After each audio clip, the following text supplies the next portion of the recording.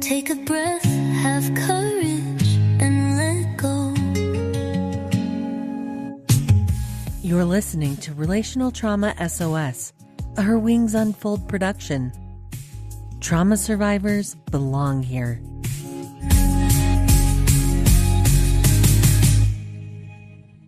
So I fly,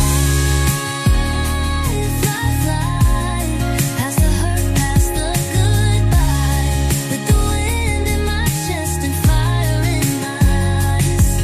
I fly,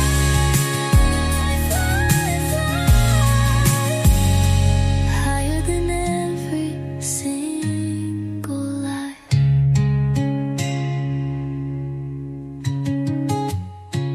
Welcome to another episode of Relational Trauma SOS, a Her Wings Unfold production, formerly Betrayal Trauma SOS. I'm the host of this program. My name is Jeni Brockbank, and I am honored to be here with you. I have been so excited to share this message with the world.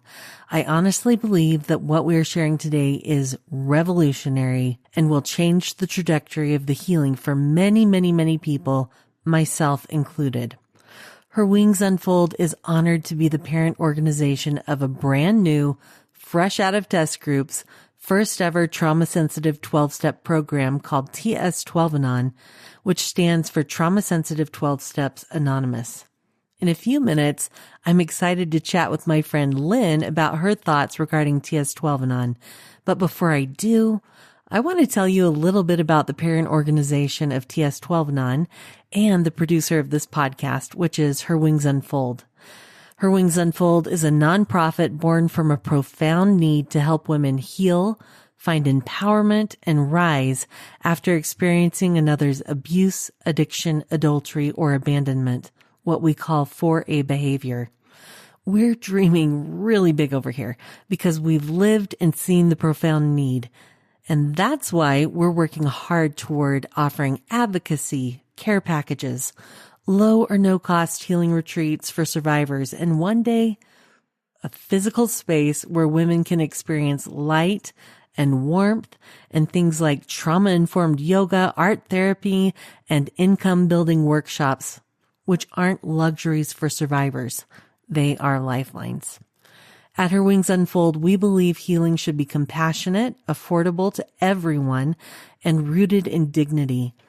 Whether you donate, share this podcast, follow us here and on social media, sign up for our newsletter, give this podcast 5 stars so that others can more easily find it, or simply listen, you're helping women rise. Links will be in the show notes. Her Wings Unfold believes that every woman deserves to not only heal, but to truly soar. She's learning to breathe in the light of the day. She's rising with strength, forged from sorrow and flame. She's walking through fire with a heart made of gold. She's done being caged, and her wings unfold.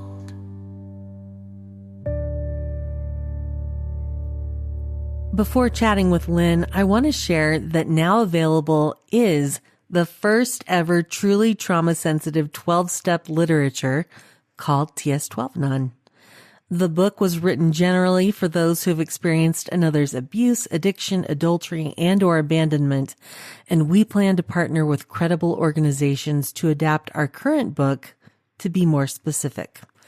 For instance, we would like a betrayal trauma-specific adaptation, a domestic violence adaptation, an adaptation for those who have lost a loved one due to suicide, an adaptation for those with loved ones who struggle with alcohol, narcotics, childhood abuse, sexual violence, etc. So if you know of credible and influential organizations who might like to partner with us in these adaptations, we hope that you will ask them to contact us on either of our websites, ts12anon.org or herwingsunfold.org. One question people might have is whether or not specific populations can attend TS-12 Anon meetings. And the answer is, it depends. Each meeting is autonomous, meaning they get to make up their own rules and qualifications. There are some meetings where everyone is welcome. For instance, our general meetings on Mondays are for everyone. However, our Thursday meetings that we have right now are for women who have experienced betrayal. Groups may choose to have qualifications for their members, and if there is not a current meeting to meet a need for survivors, we invite you to research a bit, and if it's a good fit, to create your own meeting. Meetings can be listed on the TS-12 Anon website, and we do require registration to obtain links or specific locations. We would love to see TS-12 Anon meetings in every woman's shelter, and as such, we offer special book pricing for shelters. In the future, we hope to obtain grants or other funding to cover the cost of books for shelters so that there is no cost barrier. Also, we do offer bulk pricing in purchases of 10 or more books. For bulk pricing or for shelter pricing, please contact us at ts12anon.org. One more thing that I would like to mention is that TS-12 Anon is not appropriate for everyone. I'll quote the book. TS-12 is not appropriate for those who have perpetuated abuse or harm and are unwilling or unable to take accountability for their actions. Further examples include individuals with untreated mental illness, including personality disorders, who may misuse the program's trauma-sensitive language to avoid responsibility, manipulate others, or perpetuate harm. Additionally, the program's emphasis on self-reflection and empathy may present challenges and can increase the risk of weaponizing its principles against those they have harmed. Close quote. I will add that we love so many things about 12 steps over here.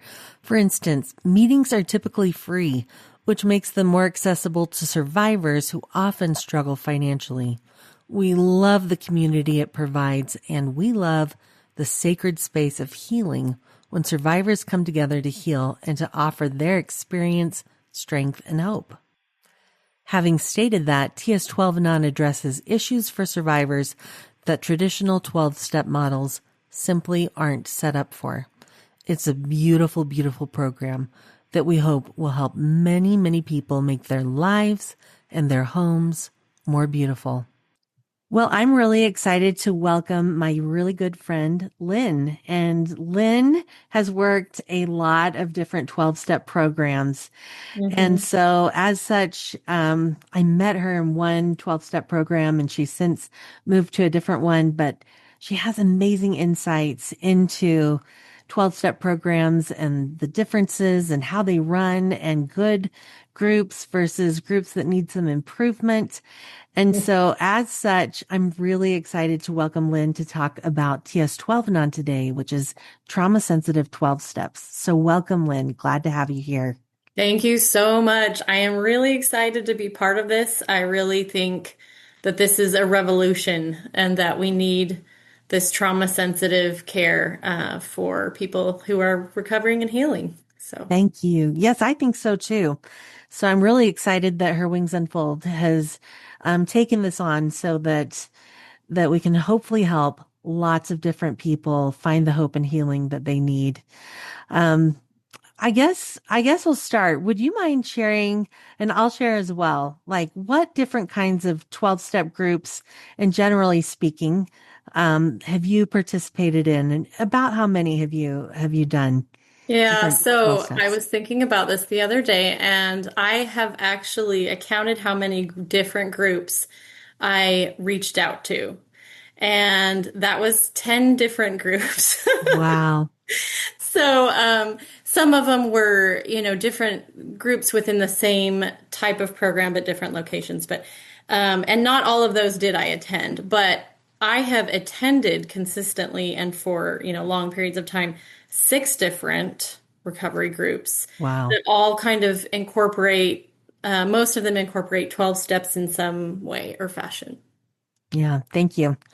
And I don't have quite that many, but, I've done like 4. I've done 4 different kinds. And so I would say though, it's given me a taste that really there's some beautiful, beautiful things about 12 steps, Yes, that definitely. I've just been hungry for, and they really are good in so many ways. However, as we've talked about and as we've discussed, you and I, that there is a really profound need for evolution of 12 steps family and support programs.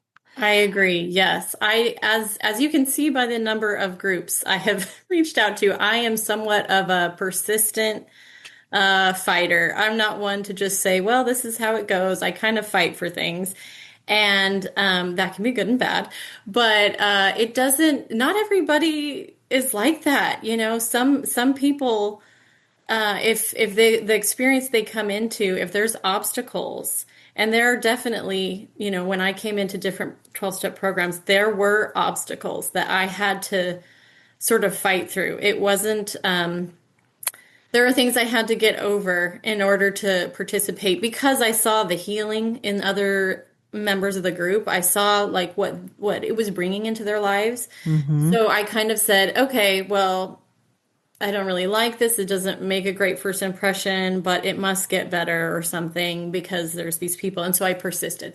But not everybody is in the space to be able to do that. Yeah, And definitely I think the time of my life where I started was a factor in my favor. Not everybody, sometimes when people first learn about 12 steps or come to a crisis in their lives, they're not in a place to sort of overcome and persist some of these obstacles that we'll kind of talk about a little bit later.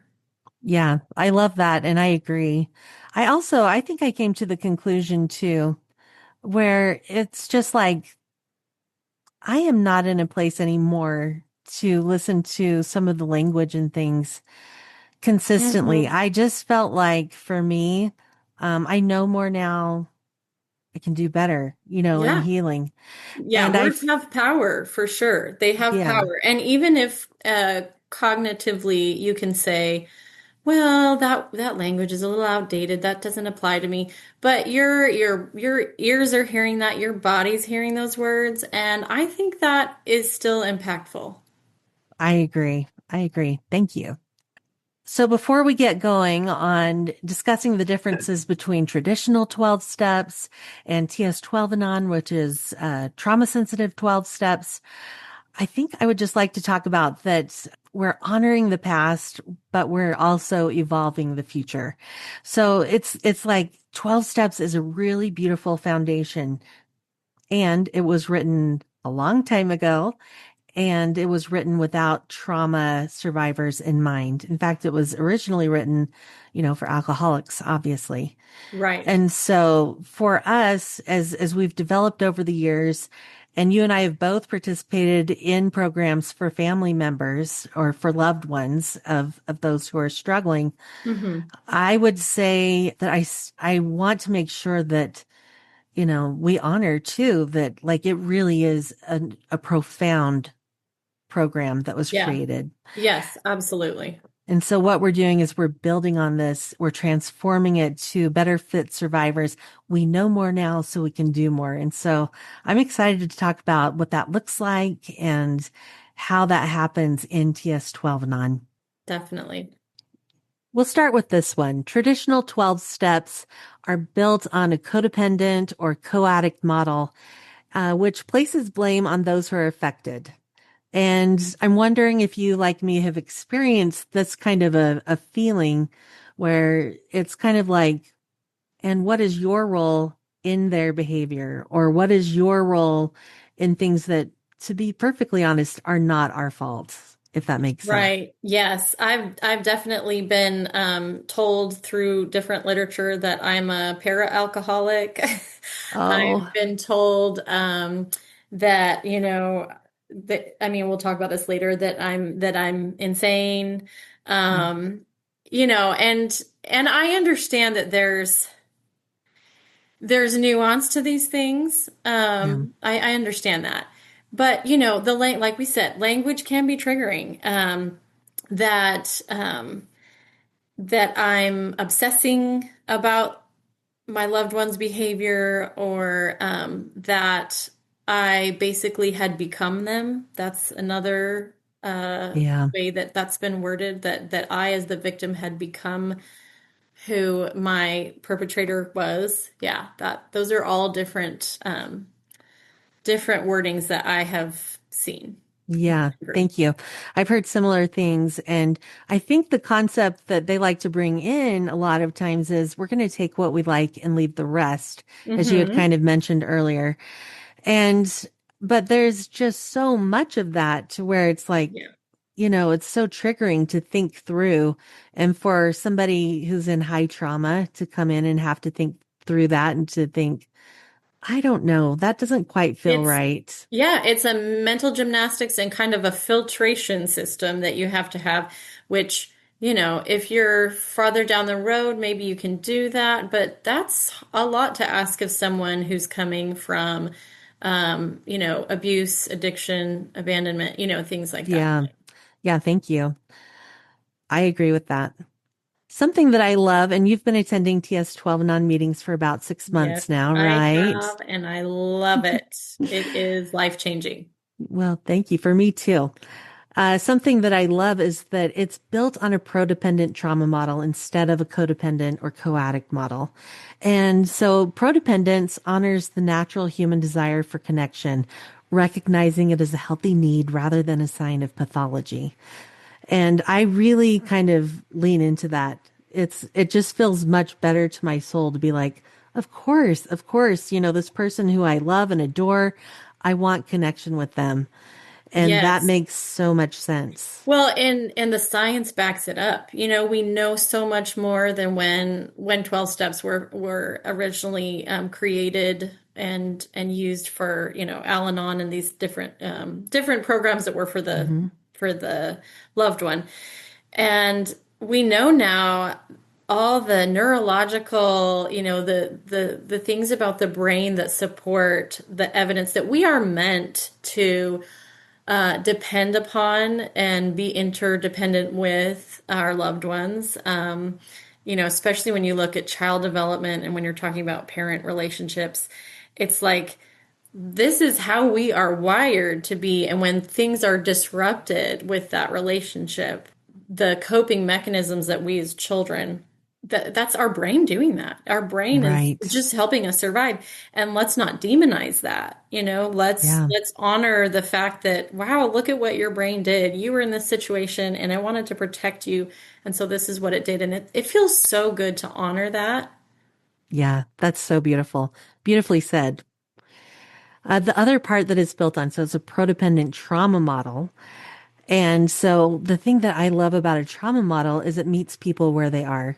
So people can come into the program and the trauma model that we use is, 3 parts. So if you're in stage 1, it's safety and stabilization. 2, it's grief and mourning. And 3, it's integration and growth. And I think honestly, a lot of traditional 12 steps, when you get to steps like 4 through 9, that is stage 3 work. And so what happens Mhm. is when people come and they are supposed to be looking at, in a traditional step 4 and looking at their character defects, which we don't really like that term. No. But that is stage 3 work, Yes, to be looking absolutely. at that.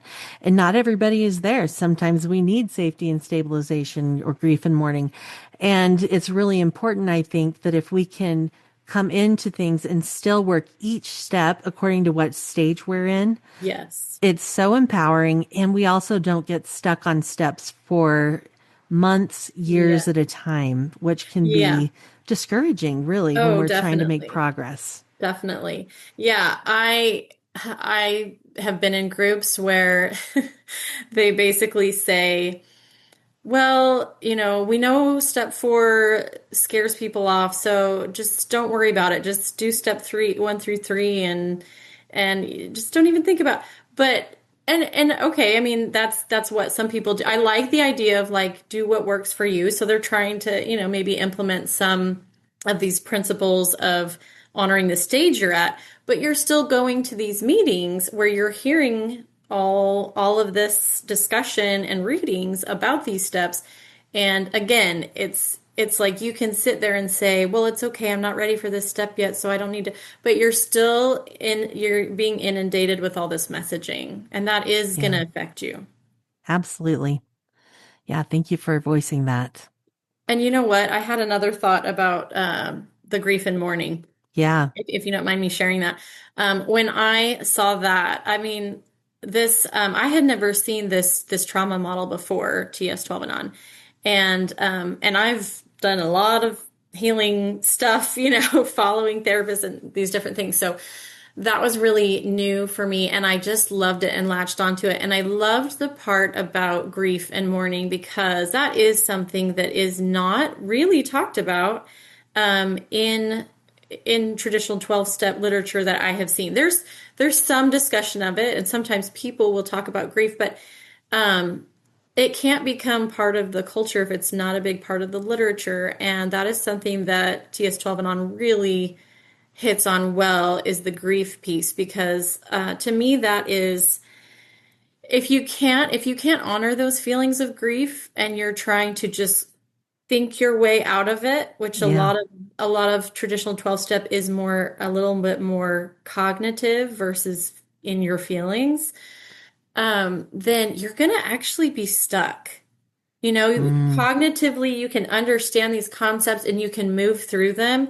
But if internally that grief hasn't been felt and moved through, then yeah. you're actually going to be really stuck. And there's a lot out there nowadays that talks about, a lot of therapists are talking about this concept of intellectualization, and that's something I do a lot. And it's basically like trying to think your way out of feelings that you don't want to feel. And so I do feel like traditional 12 step is a little bit more towards intellectualizing Yeah. and analyzing, and there's a time and place for that, but I think it's not balanced as well with that honoring your feelings and actually some of the somatic things. Like there's different things in TS-12 and on that talk about being in your body, Hmm. connecting to your body. And Yeah. that's so important for healing that piece. I agree. Yeah. It just really, for me, my healing isn't complete until I have grieved something. Mm-hmm. You know, there's Absolutely. something about it that it just absolutely changes me. It helps me see things. It helps me accept things. It's just very powerful. So It thank is. you. It's like there's a shift in your whole way of thinking and in your body and the way you react to things. So yeah, it's very Absolutely. powerful. Yeah. So next is that traditional 12 steps can unintentionally cause harm, including secondary trauma with the existing language and presentation of concepts. And Yes. I don't know if you've experienced this. I started to think about it. I'm like, I've definitely felt like uncomfortable, but I have definitely seen where people and heard people talk about that it actually caused secondary trauma. Yes. I think maybe there's a culture in some of the groups to sort of minimize the effect, or I don't want to say gaslight, but there's a little bit of explaining away and justifying or rationalizing the effects that these words have on us. But I do think that I do feel I've experienced a little bit of this secondary trauma that it talks about. And would you like me to share my list? Yeah, Of you have some a of the list. I'd love to hear So it. I actually, just because we had discussed this, and I was thinking, well, what is the language, And I could Hmm. only think of a few of the words, like we talked about insanity, but then I went through one of my books, just one of them, and I just kind of flipped through very briefly, and in just a few minutes, I could pull out so many different phrases and kind of harmful, triggering, I would say, triggering language.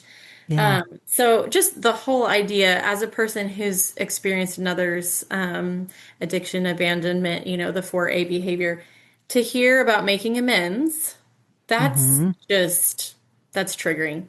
If somebody got a snake bite, would Yeah. you be rushing in to be like, "Hey, let's see how you can make amends. Maybe that will make you feel better about your Yeah. snake bite. Then Right. you won't, dislike this snake anymore." I don't know. It's Well, just, yeah, go ahead. and to mention that we do change making amends to restoration. And the I concept love of it. restoration. And that doesn't mean necessarily that we are making amends because we don't always owe an amends. Like we don't. Hmm. And sometimes though, we're needing to restore things. We're needing to restore safety or we're needing to restore and to figure out what is the truth, and how Yeah. can I stay in truth in this situation? So I feel like that's really empowering. And when people get to a place where maybe it is appropriate to make repair for things that they have done, they can then do that. But that's more like stage 3 work, right? So when they're Right. not there, they don't need to work on anything like that or address it or anything at that Yes. point. I love the term restoration because that's just such a more positive word than amends. But yeah, you're restoring, like you said, whatever it is that your higher power is kind of guiding you, saying this is what you're ready to restore, and I think that's powerful. Yeah. Some other we talked about defects. We talked about the word powerless. I'm sure we'll talk about that a little bit more as well. But some of the words were that we, as the victims, had become addicted to different things like people or emotions or situations, and that's no worse an addiction than I don't know what you would say, and our loved one's addiction. So Yeah. that term is that, or that phrasing is just like, wait a minute, I don't know. That doesn't feel true to me. That doesn't feel Right. right. To me Um, either. yeah. Talking about that, we're suffering an illness. Again, we are wired to survive and to do and part of that survival is like our human connections. And so it's not an illness. It's not. I love that. It's Um, normal. it's normal. Yes. Yes. So to look at it as an illness isn't helpful, I think. Talking about negatively about depending on ourselves too much. Well, sometimes if the people around you are not being dependable, Yeah. then you have to Yeah. depend on yourself, and Right. that's Right. not an illness. That's a difficult circumstance. And you know what? Sometimes we can take those things too. I just want to say and learn and be like, okay, this is how I've survived. Right. And now I want to show up a little differently. And that's Right. okay. But it's a total shift in the way that we talk to ourselves about it, the way we address it. It's not shame Yes. based.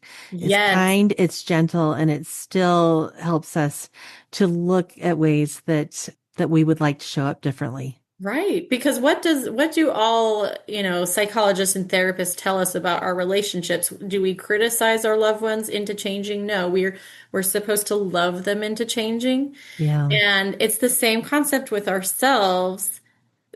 I feel like these different terms and these ways of expressing things are, like you said, shame based and sort of trying to criticize and pick apart the things and into changing.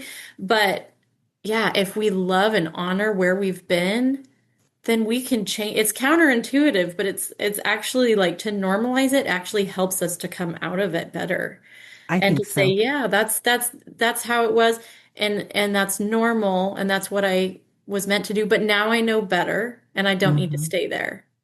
Yeah. I love that. Yeah. I love that. Do you have more on the list? There were a couple, I'm telling you, just these few minutes. Like, one thing it talked about was, there was a line in one of my books that talked about increasing our acceptance, like being more accepting of others Mm, and others' imperfections and faults. And okay, yeah, that sounds great, but in the context of someone who is, maybe in the beginning stages of coming out of, a loved one's abuse or other things, you are telling people, yeah, just become more tolerant of people, accept other people however they are. You can't control it, just accept it. There's a lot of that, just surrender and and I do think surrender is very powerful. But I think it's hard to know how to use it correctly when you are, like I said, in that kind of halfway in denial, sort of not seeing everything yet stage. It can be very easy to just go back into, okay, I should just I should just assume responsibility and Yeah. I think too, what is missing in something like that is like, what can we do? Right? hmm There's just this concept that we're just going to surrender, we're just going to do things. When, for instance, in TS-12 Anon, we have a rest process. It is basically a surrender process. However, what's different is the T. So I'll just say R is that we release to God what we can't control, and specifically what we can't control. E is that we express it to someone. S is that we symbolize it somehow. Something I like to do. I just like to lift my hands up to God and just be like, I'm giving this to you. But T is the powerful part, and it's the part that is missing in most surrender processes, which is take action. And hmm so is there something we can't always take action, but sometimes we can. It's like maybe there's a boundary that I could set. Maybe somebody needs some safety. Maybe I need some soul care because my nervous system is out of whack after this discovery or this hard hmm and painful thing. And so, I think that it needs to be balanced out, not only what we're going to give to God, not only what we're going to surrender, but what are we going to do as well? Yeah. Can I share a personal experience on Yes. that? So, due to my, experience and my time in traditional 12 step, where it does talk so much about how you can't control your loved ones' actions. You just need to surrender the control. And I just kind of built in me, there is this culture that it's not healthy to be worrying about what your addict is doing. um, that actually got me into a lot of trouble. Yeah. It was so harmful for me. And I'm not blaming that on the program, that's my responsibility. But I do think that that was a factor that I knew that there were things going on that were not right and not safe, not feeling good, but I told myself, well, I'm supposed to just surrender and not worry about it. I'm supposed to just focus on me and so I didn't take any action. I thought that was being healthy, and it turns out that, that was really harmful, and I was unsafe. I was really unsafe in that situation. So now I Mm, know better, and I'm thankful for that, but a big part of that is boundaries need to be heavily discussed, and people need you know mentorship, kind of, to be able to even see what that looks like, because you can say boundaries and people are like, what? I don't know. And that's how I was like, me too. I don't know what you're talking about. Like, I don't know what that looks like. It's a great concept, but I don't know how to actually do that. And and boundary work is so important. And I know boundaries are discussed in these groups too, but it's great when it's more in the literature. Right. Right. Because typically, at least in the programs that I've been in that were 12 step based, I would say boundaries wasn't in the literature at all. What was discussed boundary wise was what the group brought. Mm, And I don't know if that's true of all 12 step programs, but I can say that specifically about some of the ones that I did work. So, yeah. yeah. Yeah, I think it depends on, some of the later ones are a little bit better and more on that and might have that in the literature. But this is just, it's woven into TS-12 Anon so well. Thank you. Yes, I think so too. I really love that part. Okay, so moving on, traditional 12 steps teaches the concept of powerlessness and surrender, which can be easily misunderstood by those who are affected by 4A behavior. And again, 4A behavior is another's abuse, addiction, adultery, or abandonment. TS-12 Anon has an emphasis on self-compassion and empowerment, helping participants to better understand what they can do while also helping them to understand what is beyond their control. So I would say we can take the same concepts and word them differently, and there is more, empowerment. For instance, telling someone like a rape survivor, something about powerlessness can Mm, feel mm. so devastating. I definitely felt powerlessness, and it really helped for me to, I had to have people tell me, you are allowed to do this and say this. Like, I was like, what? Really? That's allowed. It's like I needed permission. And I feel like that's what this program does. It helps give that permission where a lot of people need that. Okay, traditional 12 steps focus on surrendering to a higher power.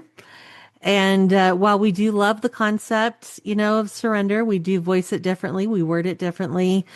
TS-12 Anon focuses on rebuilding trust with a higher power and normalizes the complexity of the relationship with a higher power after experiencing another's painful or destructive behavior.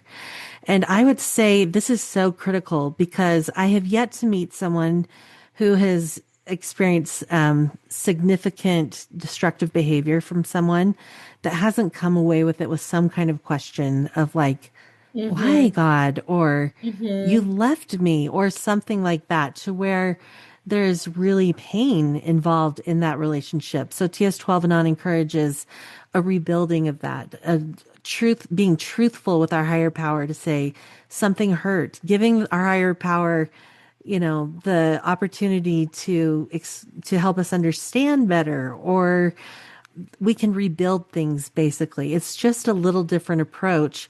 And like I talked about earlier with the rest process, we still do have a surrender process, but Hmm. it's just a little more empowering and it's got different language that I feel is just critical. I love it. And I love that normalizing the complexity of the relationship. I love that because so often our relationship to our higher power is based on what we know from the people around us. Right. Um, that is how we kind of put a face, so to speak, on this higher power. And if relationships have trauma and there's dysfunction there, how is that not going to affect the way we see our higher power? Right. I definitely experienced that. And I do feel like it did turn me off a little bit when there was discussion of higher power in different literature of different groups. It sometimes, in some groups, it felt a little bit preachy or Mm, condemning. And it was just automatically assuming, like, before you came into recovery, you were just you didn't really believe in God, or if you did, it wasn't a very good faith, or I don't know. There's just, there is a little bit of condescension, I guess, yeah. towards it.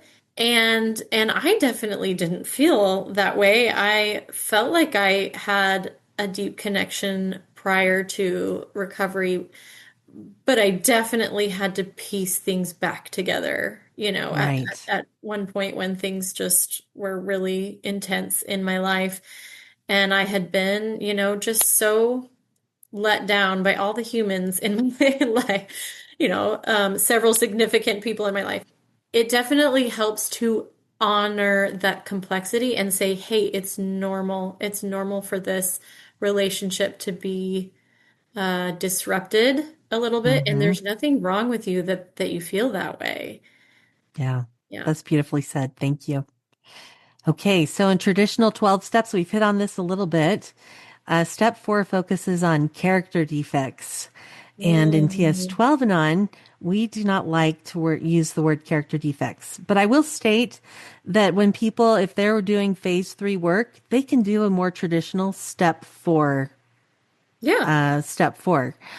But, And there's value in that. There's definite value. We're not saying that, right, if anything's uncomfortable, you just don't need to do that. That's not what this is about. This is about, um, yeah, that's a great tool for development and personal growth. And you may not be ready for that depending on where you are in your healing. right. So TS-12 and on, we have inventories that are based on where people fall in a trauma model. So for instance, if they're working phase 1, they might do a safety inventory, or they might just identify emotions.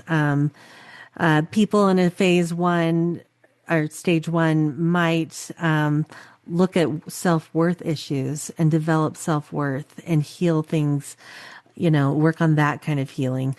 Healing isn't linear, by the way. So people working stage 3 work might say, I'm not feeling safe. And they might go back to phase 1, Mm-hmm. stage 1 and work that kind of thing. Recently, I did one I love. So on the TS-12 Anon website, we have suggestions for different inventories that are according to stage 1, stage 2, stage 3.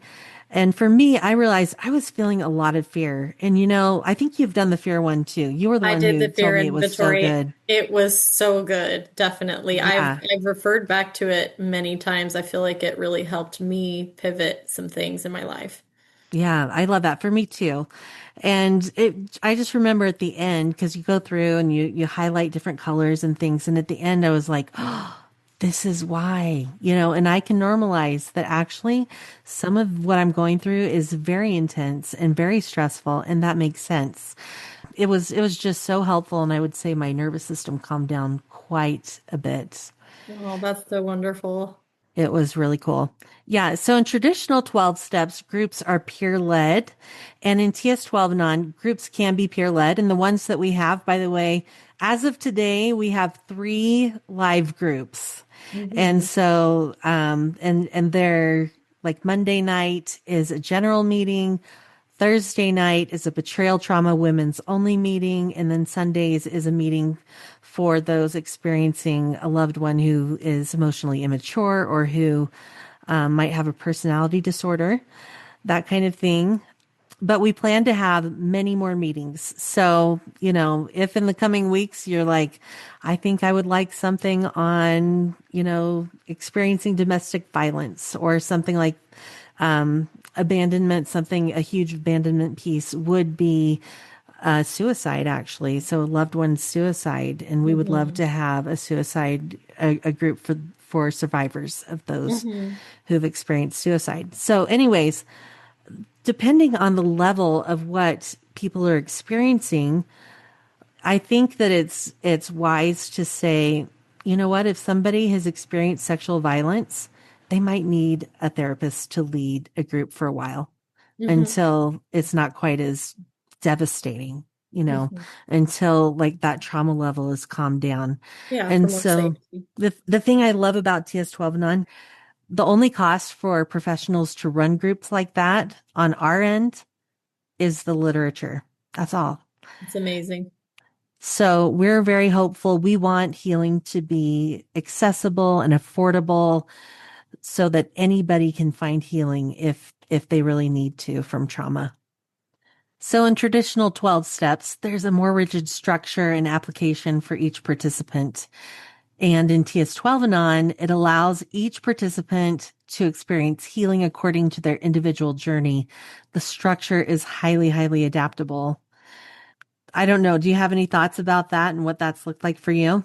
Well, one of the things we've talked about is step 11 and how rigid that is in I think all of the programs that I've been to anyway.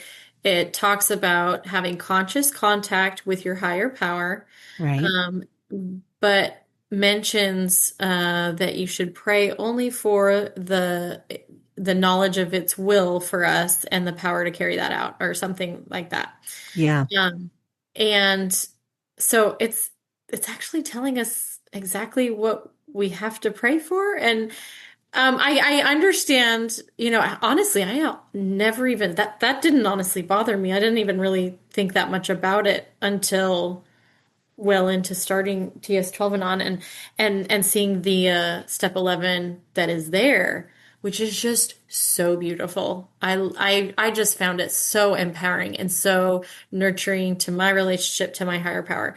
So it talks about having different ways of connecting with your higher power, and that there's many different ways, and we don't have to do it just this one way. Yeah. And I know one of the things is you can list maybe more of the things that I don't remember, but one of the ways is through music. And I'll tell you, it was so validating getting to that step, because I do pray a lot, and that is a very important part of my life. And I also find that some of my best connecting with my higher power is through music. Mm, And there's something about it. I need both, but it's very validating because I just felt, I don't know, I guess I don't always feel like I'm doing a good job, in air quotes when I'm praying. There's certain, I don't know, self-criticism that comes into play. But with music, that's just pure. It just like transcends all that. And I will often just sing some of my favorite worship songs, whatever is on my mind. Like whatever I would like to tell my higher power, I will sing like the song that goes with that. And that's, to me, that's just powerful. I love that so much. So, in traditional 12 steps, coping mechanisms are viewed as defects of character, and we've hit on this a bit. Yeah. But in TS-12 Anon, coping mechanisms are reframed as adaptive strategies born of survival. So I love how you talked about this earlier. I guess I just want to point out that I think this is where a lot of the shame is born, to where Yeah. it's like this very black and white thinking of like, oh, I did this thing wrong, versus whereas we're going to look at it and say, okay, I showed up in this way. I don't quite like how I showed up in this way. Why did I do it? What happened? What was I thinking? What was I feeling?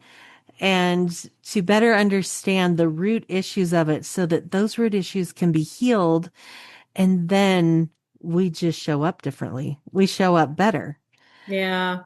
Well, if you think about it, I mean, we don't have shame about the fact that uh, when we were babies, we couldn't feed ourselves. Like, there's just Yeah, different, it's a true. stage of your development. There's no shame in that. There's no even like, I shouldn't have shown up that way. Even that, it's just like, yeah, that makes sense. Well, I didn't have the muscular, the muscle coordination for that. So I think if we look at it like that, just because we are adults doesn't mean that, our emotional development is necessarily at that stage based on what different things have happened to us and our life experiences. So Right. I just think it's so important to look at that rather than, oh, that was a wrong thing I did, or I shouldn't have been that way, or even I don't like that I did that. It's more just like, yeah, that was a part of my development, and now I see it, so I get to move on into a new phase. Yeah. I love that. I love that. I think so. In the book, one of the examples that's used is a woman is struggling, and she said she was showing up in ways that she just didn't really like, snappy with her children. Mm-hmm. And she knelt down in just so much shame with her higher power, saying, just fix me. I just can't believe it. I can't believe I'm showing up this way. And she felt prompted to evaluate her emotions, her feelings. And she started to realize she was feeling afraid. And it was so Mm-hmm. interesting because when she addressed the fear, she then showed up in different ways, and Oh, she was beautiful. able to show up more healed. And Yeah. I just think that the more we can look at it and say, okay, this isn't my true self. What's going on with me? How can I meet that need? I think TS-12 Anon does a really great job of helping us go to those roots instead of the branches. Ah, I love the way you word that. Yeah, that's what it really feels like. It feels like you're getting down deeper and but like with a compassionate in a usually when you talk about going deep, it's like there's this negative, like there's a fear of what you may find or whatever, but it's like a Right. compassionate, loving gardening of digging down in Oh, the roots. I love that. Well, thank you. Thank you, Lynn. I'm just so honored that you joined me. Thank Thank you you for for having me. joining us in healing and in sharing the message of healing so other people can understand the differences. You're just a true, true friend, and I just value you so much. Oh, thank you. Same. And I'm grateful for this program. And I just really hope that anybody who's suffering and struggling with any kind of relationship trauma, relationship difficulty, I just really feel like anyone could benefit from this program, whether there's something really serious and intense or not. It's just so compassionate, kind, and gentle, and I love that. Oh, thank you. Honored to have you. We love that you joined us today. Would you like to experience a trauma-sensitive 12-step group for yourself? We hope that you will. We currently have 3 available virtual public meetings, and more are on the way. Our current groups include a Monday night general meeting, a Thursday night women's only meeting for those who have experienced betrayal, and a Sunday night group for those with a loved one who is emotionally immature and or has a personality disorder. We are hopeful that others will come to love the program like we do and start their own autonomous meetings. For new groups, we plan to offer optional support, including trainings, slide presentations that can be used during group that include the steps and the meeting scripts. We invite you to check out TS-12Anon.org to find or start a meeting. You've been listening to Relational Trauma SOS, a Her Wings Unfold production. Will you please go and give this program 5 stars so that other survivors can more easily find healing? We invite you to follow Relational Trauma SOS and Her Wings Unfold on Instagram. So I fly, past the hurt, past the goodbye, with the wind in my chest and fire in my eyes. I fly,